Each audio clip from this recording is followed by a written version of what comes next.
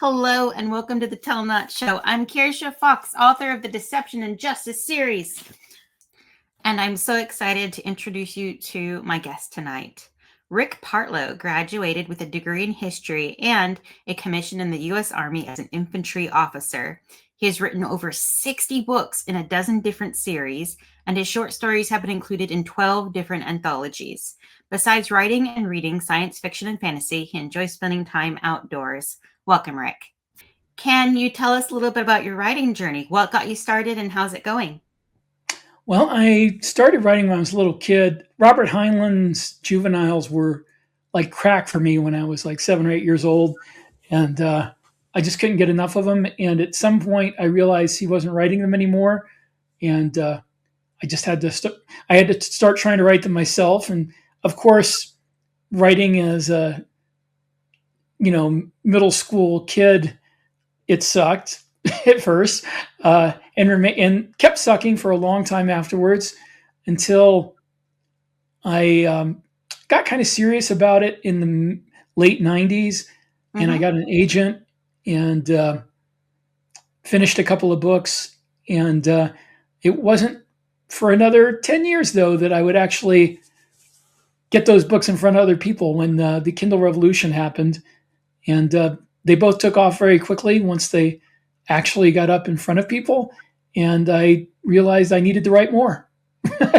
And now, 84 more books later, here I am. 84. That's 84 amazing. More. It's 86 altogether. It's 86 altogether. That is mind-blowing. Goodness. I don't know if I've met another an author that prolific. That's amazing.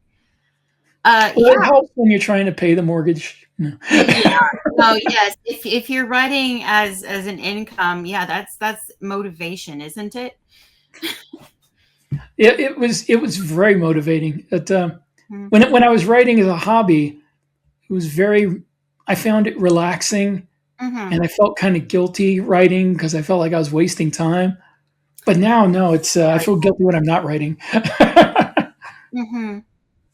Yeah, so like deadline's coming. Yeah, it's really funny how it's the same activity, but your attitude about it completely changes depending on whether or not it's your income source. I gotta say that those early days of writing in elementary, in junior high, in high school, like it's gonna suck because you're a kid and you're just learning. There isn't any skill that you're not gonna, you're gonna start out being amazing at. Well, they say that your first million words, you should just throw them away. Yeah. And I find that's true, but it helps if you start really early. So you get your first million words done like when you're in your 20s and you can get down to business. That's sound advice, I think. Absolutely. All right. So you write in many different genres. What are the genres that you write and what draws you to them? I've written novels in 2 genres, and that's military science fiction and space opera. I've written fantasy short stories, and I would love the opportunity to write a epic fantasy trilogy, those big doorstopper books. But that would take most of a year, and I would starve in the meantime. So maybe a Kickstarter is what I should do. Yeah. You're like, give me the money first, and then yes, you're like, you want to for it. What draws me to those genres, the first book I ever finished that was suitable for publication, I should say, was military science fiction. I know it's just a military tradition. My dad was in World War II. He had me when he was older, and I'm older than I look. But he was in World War II, and I was in the Army.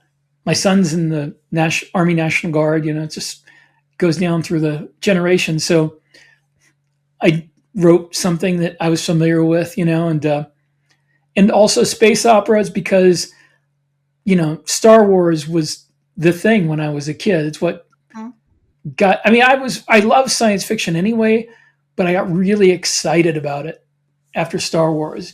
Because it's one thing to read as a 10-year-old, 8 or 10-year-old, you read science fiction books and you picture them in your head like these sterile 1950s or 60s movies with the shiny silvery rockets and everyone's wearing spandex, or maybe Yes. Star Trek the original series. But when I saw Star Wars, there was kind of a grimy, real look to all the background, and it just made everything come in a lot clearer in my head. Made me really excited about it. Yes, talking with other Star Wars people. It was groundbreaking in that all of their equipment wasn't shiny and new. Their futuristic technology was no longer futuristic. It was their past. It was lived in. It was grimy. It was a way of life, you know? And Aliens was the same. Alien and Aliens was the Yes. same thing. They look so, everything looks so used and kind of, like everything needed a wash. I didn't get to watch Alien until I was older though, because rated R. Yeah. I don't think I've actually ever seen it. Just clips, Oh, really? like the highlights. I've been on the ride. I kind of know what happens, but yeah, I grew up in a similar household. And now that you're talking about it, I was like, I never actually watched that. Maybe I should. Maybe it's time.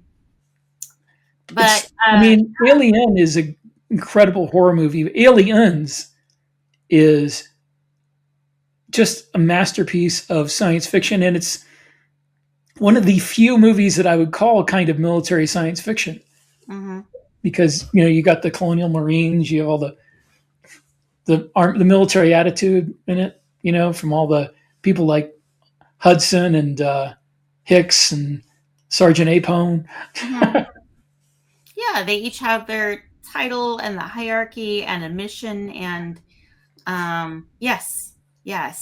So I haven't seen those, but I do watch excessive amounts of Doctor Who, and you do get episodes of that where he comes up against some kind of military branch or another and has to sort of work within.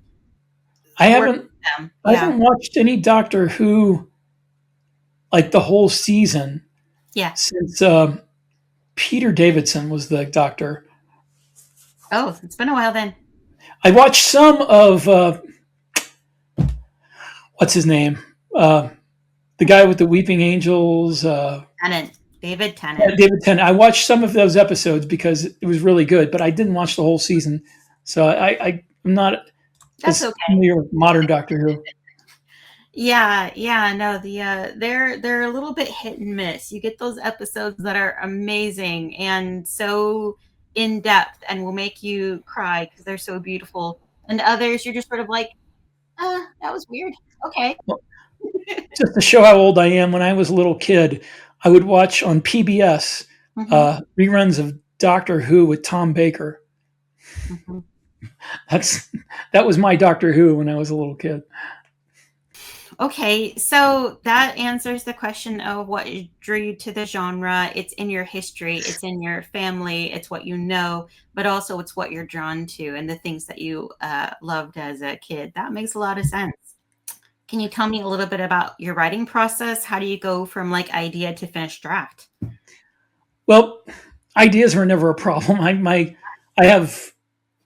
used to buy these spiral notebooks, five subject college ruled notebooks, and just cover the pages with ideas for books and worlds and aliens and fantasy worlds and characters. I would just do that all day long from the time I was 11 or 12 all the way through college.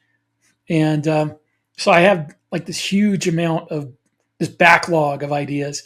And as I said, there was 10 years in between when I tried to get those 2 books published with an agent and when I published on Kindle. And in that time, I didn't finish any books because I was kind of discouraged. But what I did do was start a whole bunch of books. You know what I mean? 10,000, 15,000 words. Practice. You had to get that practice in, I guess. Yeah. And I have taken each of those starts that I had in my computer and reworked them all and turned them into series since then.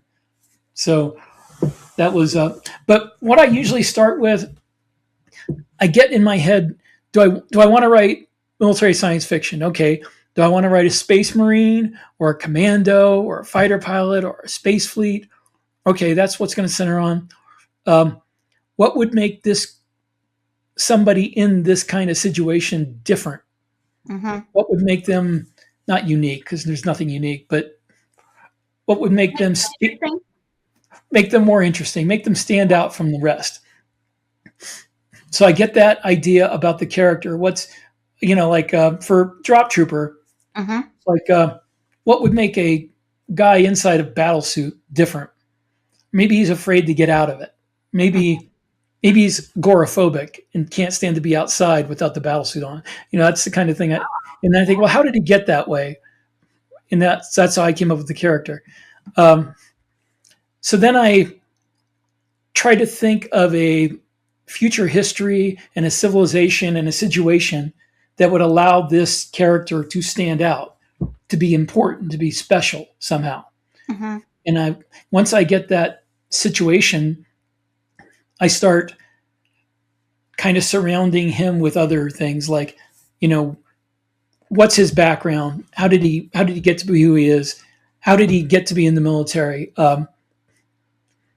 Once I get the plot populated with the main characters, the people who support him, the people who are involved in his life, then I sit down and I write, I guess you might call it, it's a synopsis, but it's like if I sat down with a friend and told him what the book was about. This is going to happen, and then this is going to happen, and then he's going to do this, and then over here, this is going to, I'll write that down paragraph by paragraph. Can be like 3,000 to 5,000 words sometimes, maybe a little longer even. Mm-hmm. And then I will go through and separate that into 3 acts, usually 3 acts. Sometimes I've tried 5-act structures. I don't like them. So I usually do 3-act structures because basically because all my life I read books that were 3-act structures. I watched movies that were 3-act structures. So it comes naturally to me. Mm-hmm. So I set that up into 3 acts. And then if I'm already decided I'm going to write a series, sometimes I will set the series arc into 3 acts. Like the first 3 or 4 books, they're 3 acts, the beginning, the middle, the end. But usually I wait on that until after the first book. So I set up the acts, and then I will separate those acts into chapters. And sometimes I'll take like a sentence or half a sentence and just like, that's this chapter, that's this chapter. I'll go back through and I'll fill in details on the chapters. First, I'll just fill in like, this is more detailed explanation of what's going to happen in this chapter. And sometimes I will go in and if any lines of dialogue occur to me, I'll put them in there. I'll put in things like, what time of day is it? What's the weather like? Mm-hmm. What are names of cities or planets or people that I'll have to introduce in this chapter? Can I think of them now? Sometimes I can't. And I have to wait till I actually write the book, and that slows me down, which is why I like to get it done beforehand. Yeah. Because the way I write so many books is to get as much of that stuff down beforehand as possible. Yeah, yeah. So you're not staring at a blank screen while you're thinking about it in real time. Or worse, surfing the web looking for examples. That can draw you into a rabbit hole. So I write down all these details, and then I have to think of how to open the book. And if it's a later book in the series, none of this stuff is as big of a deal. But first book in a series or a standalone book, it's really important how you start it. It's really important how you introduce your character, your main character. And it's important that you introduce your world in a way that doesn't seem obtrusive, but gives people an idea of the atmosphere that all this is happening in. Mm-hmm. So that's writing the first page sometimes takes a while, but after that, it's really fast because honestly, I don't need to even look at the chapter by chapter outline usually, because just the writing down of it puts it in my memory, and I can write the book usually without looking too much. Like the beginning of a session, I'll look at the chapter, say, okay, that's what I got to do. And then I could just write from then on that day without looking again. Mm-hmm, mm-hmm. And I, unlike some people, I mean, there's a lot of ways to do this. but I do not write multiple drafts. I count the outline as kind of a really, really rough draft without dialogue. Mhm.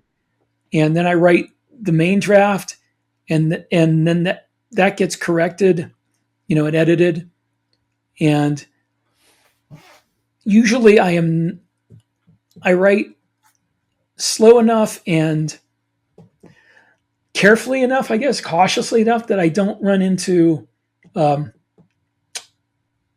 errors in logic or continuities, continuity errors. Yeah. So usually I can get a book done with one complete draft, not counting the outline. Hmm. That took a long time to get to that point, though. Yeah. Back when I was writing my first couple books, take whole chapters out, replace them. It took a long. That's why my first 6 books took a year each to write. No, yes, yes. I am completely agreeing with you. I have 3 whole books out, and each of their processes was a little bit different, but it gets better, and I improve with each successive book because I've already learned that problem and learned to overcome it. So I think with every book that you put out, with every time, it's practice. You get to that point where you know what works for you, you know how to set yourself up for success, you streamline it, and you're able to get there faster. Yeah.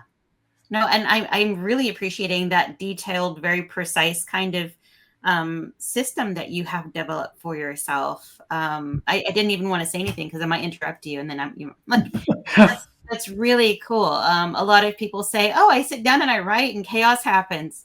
No, I like that. Well, I have done that. Yeah. I did that for the first 6 books, Yes. and you know what? There's The only thing that wrong with changed, that. Yeah. the only thing that changed was the second 3 books I wrote. Mhm. It was about this character who had been a commando in a war, and Mhm. through those 3 books, which all happened after the war, I tell little stories about what happened to him during the war, throw in little details. Mhm. So when the time came that I finished that trilogy and I had to do a new book, I'm like, oh my God, I don't want to start a new universe. What do I do now? Yeah. Like, well, I've got all these details about that war. Why don't I just go through, pick them out, put them together so I don't contradict myself, and then write that book? And because I had all those details, it took 3 months to write the book. Mhm. And I'm like, I got it. I Yeah. just know what I'm going to write beforehand. It's so much faster. That's awesome. I love that. And I feel like once we've established a universe, it's kind of hard to say goodbye. So it's kind of fun to dive back into that and stay there a bit longer. I have a lot of books in the Drop Trooper universe. I Mhm. started out with a book called Birthright, which is one of those 2 that I wrote for the Yeah. agent. Uh-huh. And I wrote the trilogy, then I wrote the Prelude, which is now the first book in the whatever you call it, quadrilogy. I don't know what the right word is. Tetralogy. I can't. Anyway, I wrote those 4. Then I wrote another 4 and another main character. Then another 4, and then Drop Trooper is 16. And so You're like, I've hello, written a lot of books in that Senator. world. You're really interesting. Let's see what you can show us. Yeah. Yeah. That's awesome. No, and thank you for sharing that for sure. Um, I'd like to think that somewhere out there who's watching this show will be like, oh, that's a really good idea. I wonder if that would work for me. I wonder if that can help me. Okay, so if you could tell a new author one thing, what would it be? Don't give up. Ah, good. That's a good one. Because, like I said, I gave up basically for almost 10 years. Mm-hmm. Didn't finish anything. And when I did get things, going with Kindle, and then eventually I got publishers, all I could think of was if I had been finishing books that whole 10 years, I would have made so much more money, had so many more followers. 2011 when I first published a book on Kindle, and I didn't know what I was doing, didn't know anything about the business because most people didn't back then.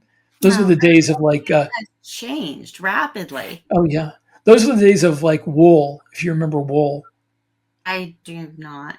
He has a series now on Apple TV or something called The Bunker, or I don't know, but which is based on these. The guy who wrote Wool, and his name escapes me at the top of my head, but he became a millionaire because he had some idea of how to self-publish on Kindle in 2010 and 2011.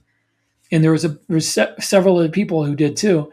And I did not. And most people had no idea. So, I was just blindly flailing around, and which was okay because back then you could blindly flail around and still make money. I sold the 2 books I put out. I put them both out like one day after the first book, and then like the next day. So, and they had horrible covers that I got from the internet. They weren't even shaped like a book cover. They were square. I did the lettering myself. The editing was not the editing, but the formatting wasn't right. And I still sold 30,000 copies of them. Oh my gosh.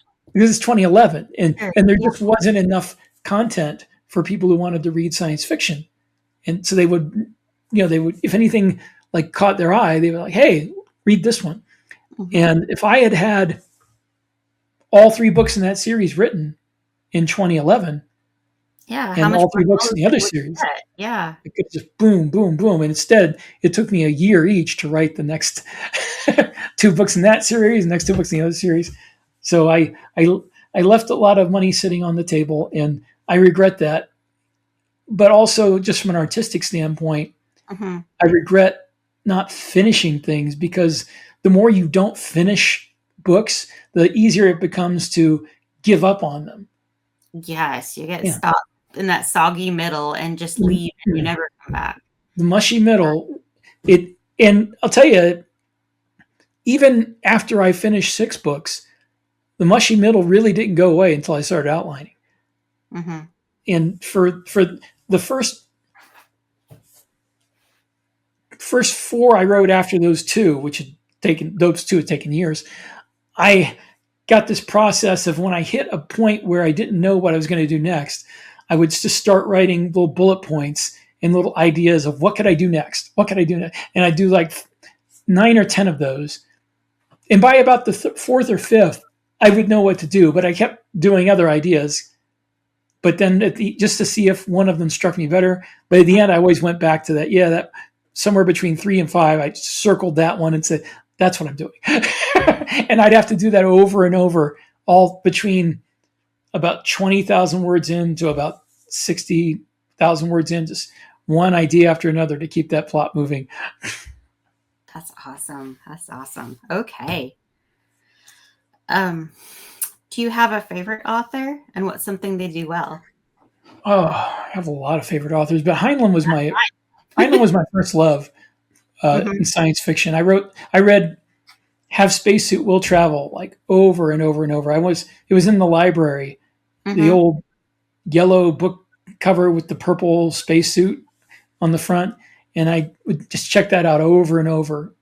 Sometimes I read it more than once when I had it checked out. So Heinlein's Juveniles plus Starship Troopers, Moon is a Harsh Mistress, Methuselah's Children. But I didn't like his later novels, so I don't know if I could say he's my favorite.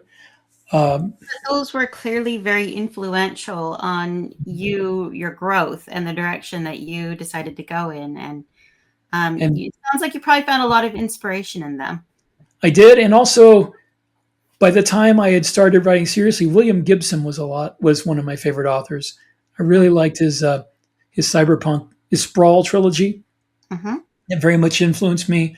Walter John Williams wrote 3 books in the 80s that really influenced me as a writer. Hardwired and Voice of the Whirlwind, which are especially Voice of the Whirlwind. It's a very cyberpunk themed space opera.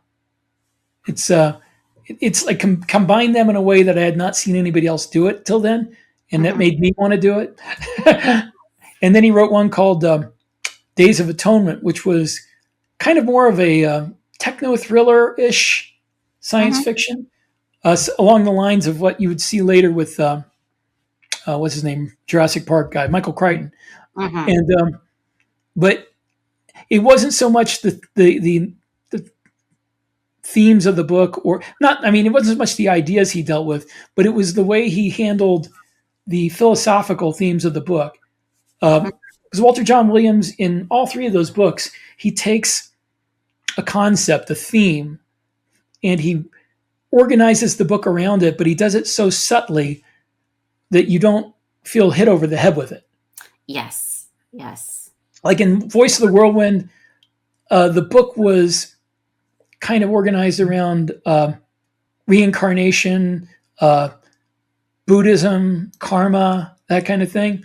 And he did that with a theme of they have clone insurance where if you die, you have your genetic material and your latest memories stored, and they make a new clone of you. So Mm-hmm. basically, you're reincarnated.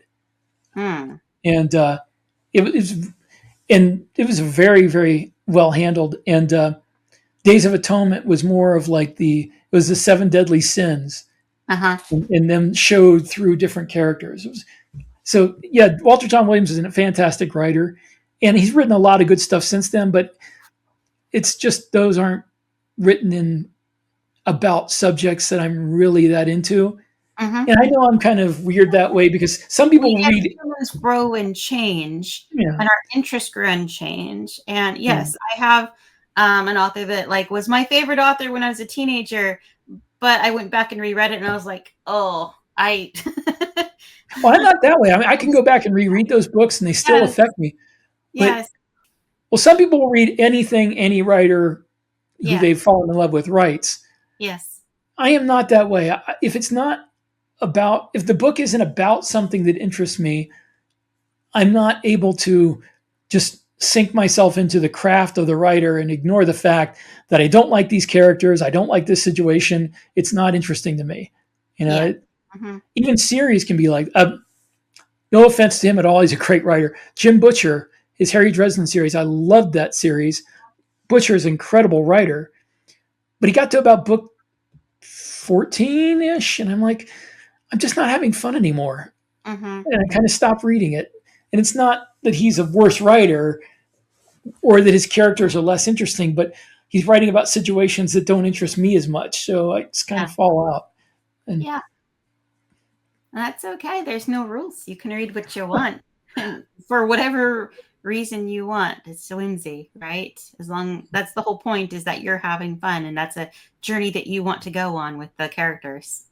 while I write so many different books in series and so many different worlds, hopefully if you don't like one of mine, you'll like the other. Certainly have a lot of books to choose from, for sure. That's amazing. Okay. Do you have a favorite part of writing? Well, it's tempting to say the end, but I kind of really enjoy, and this is a little perverse, but I really enjoy the outlining, especially the synopsis. Writing the synopsis is like making a plan. Mm-hmm. It's like being a kid and you're making a plan for this thing that you and your friends are going to do that's going to be really cool, and you get excited just writing it down. That's how I feel about the synopsis. It's like, wow, this is going to be cool. Creative churning of like, Yeah. and it's going to do this, and we're going to do this, and we're going to have that too. And yes, I can see how that's exciting. Just mapping it out, and you can see all spread before you. Absolutely. I love plotting. It's it's a lot more fun than the actual uphill work of writing it out. But when I get towards the end of the book, I really enjoy writing the climax of the book too. Mm-hmm. That's like the most exciting part of the book. That really gets the engine revving. Mm. All right. Yeah. And then do you have a least favorite part of writing? It used to be editing until I got somebody else to do that for me. Yes. I don't know. I kind of enjoy all the parts of it. I don't. When you get to the middle, I mean, there are chapters that you have to write. Mm-hmm. The stuff has to happen, and you're like, I have to make this enjoyable for the reader. But the middle is still harder to write because you're so far away from the end, and everything's kind of maybe not depressing, but you bogged in, the characters are bogged down. You're struggling. Yeah. Yeah. So it's harder when you hit the middle. Mm-hmm. That's But all. I don't hate it, but it's my least favorite, I guess. And that's what I asked. Yeah. What would you say has been your most significant writing victory so far? Well, I mean, if it comes to just pure, pragmatism, it was Drop Trooper. The first book, when it took off, I was stunned because I I had written for Aethon. I wrote a series called Wholesale Slaughter, Mm-hmm. which was a mech type book that was kind of a love letter to BattleTech for me, and it did reasonably well. Not stunning, but and they said, "Well, we want you to write more military science fiction for us." I'm like, "Well,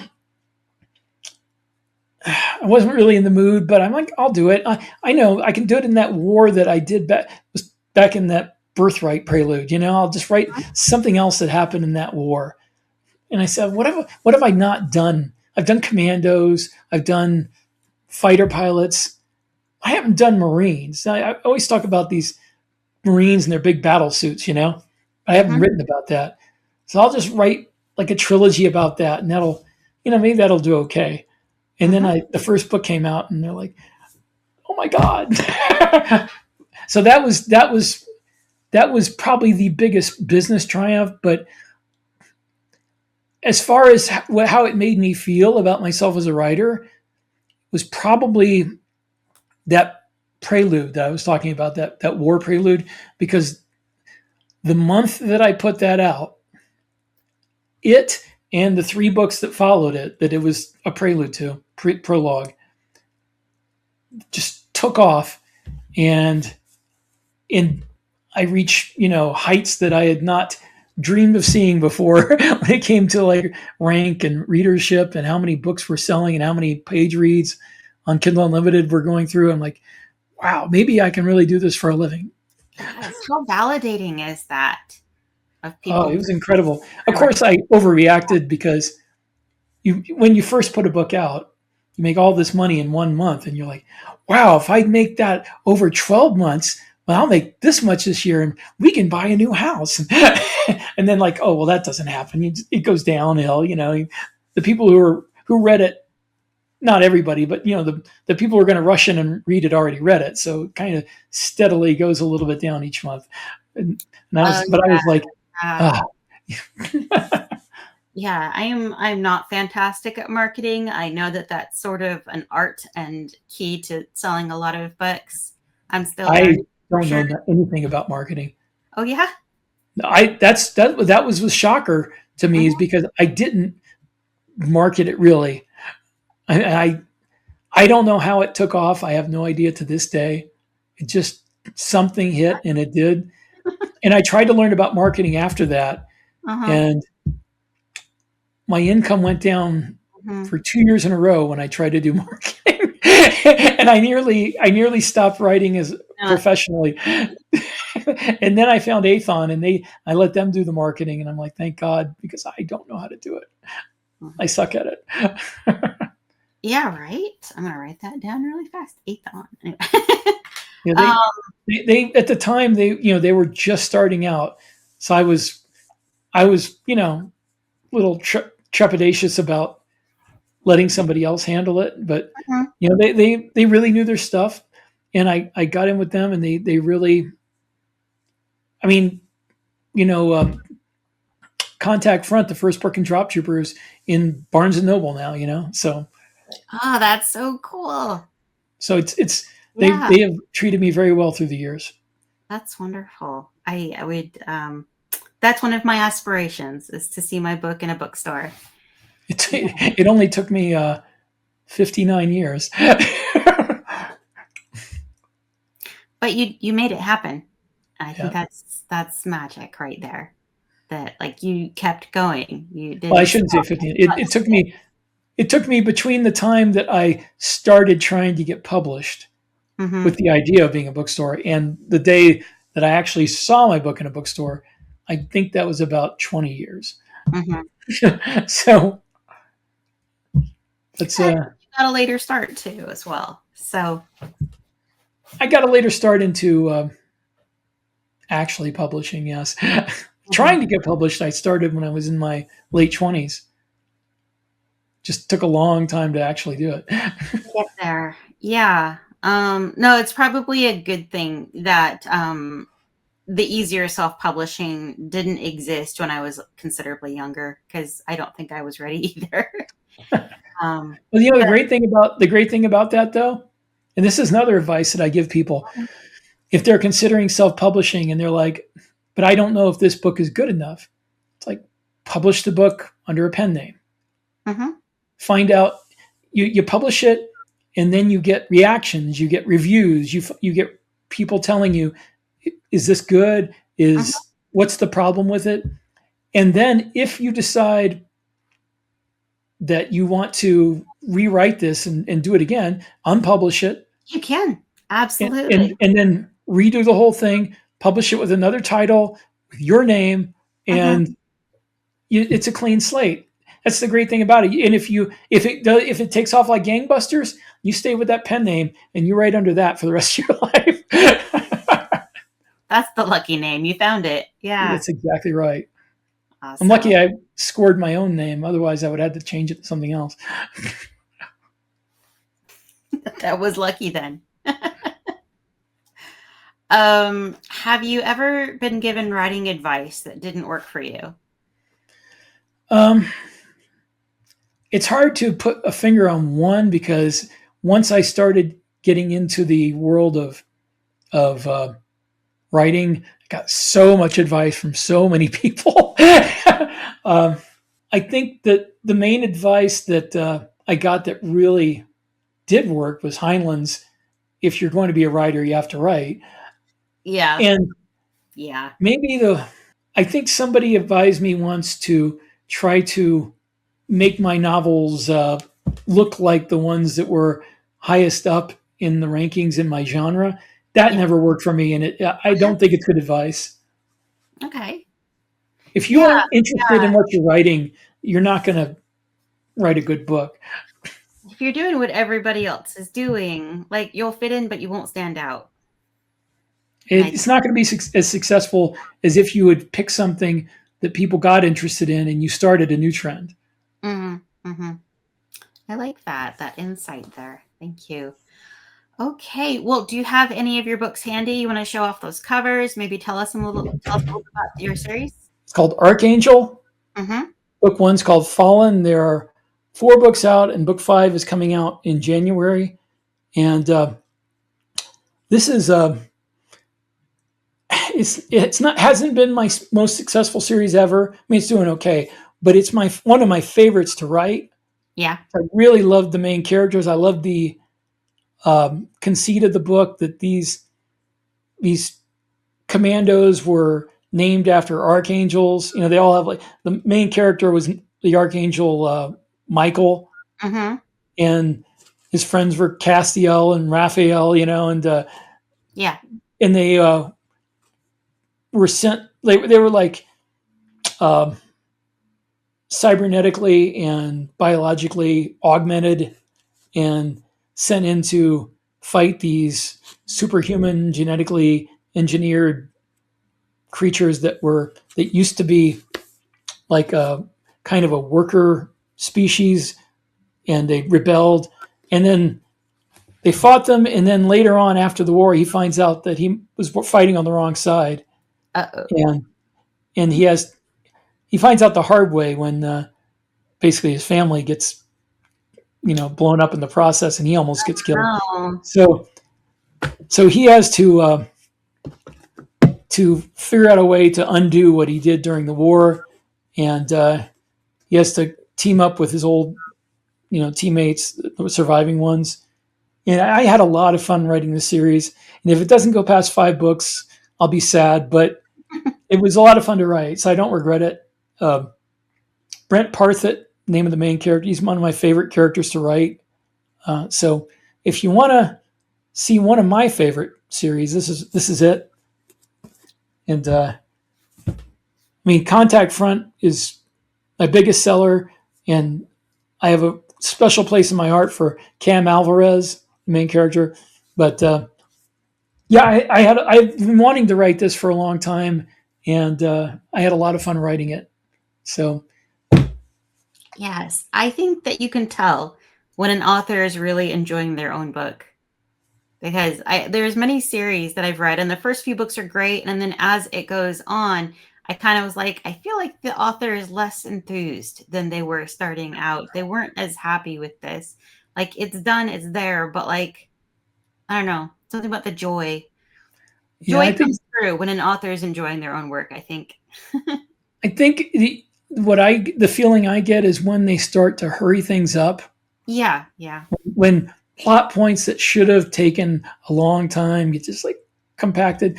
I'm looking at Game of Thrones season 8. Yeah. Oh gosh, Game of Thrones is a whole. That's a whole discussion right there. What happened with that? Yep. Awesome. Okay. Where And can and just as an aside, since George R.R. Martin wrote his last Game of Thrones novel, I believe I've written 82 books. Nice. Yeah. There's an old thing that used to happen. Old rain spells where basically a woman goes outside with a bucket of water and pours it on the ground, and she shouts at the sky, "See, it's not that hard." Yeah. You're like, hey, look, see, I've done 82 books. You know. But then again, I don't have all those millions of dollars, which is probably a really good incentive to not work anymore. Right. Would you be as incentivized? I'd like to think that each different author has their own whys. You know, if you didn't need it for money, you probably still would be writing. Maybe not as fast. Maybe you would have I would be writing. I would be writing those fantasy novels I was telling you about. I would take a year, maybe 2, and just write those out. Mm-hmm. But yeah, if you can't write for money, write for the joy. That's where I am. Hopefully there's some money there. That would be great. But I mean, I could not write this many books if I didn't enjoy it. I mean, I feel every day just privileged and blessed to be able to make a okay living doing something I really love to do. Because I know, I mean, I've been there before, that most people make a living doing something where they can't wait to take a vacation. They can't wait to get away from it. And I'm like, I take maybe 2 to 3 weeks a year where I don't write anything, and that's it. I can't imagine not writing. Yeah, no, it's my favorite thing too. I like, it's like, it's writing time, it's always exciting to do it. And I think that writing as a job is the aspiration of many authors who are doing their uphill climb trying to reach that point. And kudos to you for actually doing it, for taking that plunge. Oh, I just feel like I'm living the dream world that I wanted to do when I was in my late 20s. Awesome. Okay, well, where can people learn more about you and your books online? Well, the easiest way is go on Amazon and look up Rick Partlow. Yeah. I'm the only one who writes science fiction.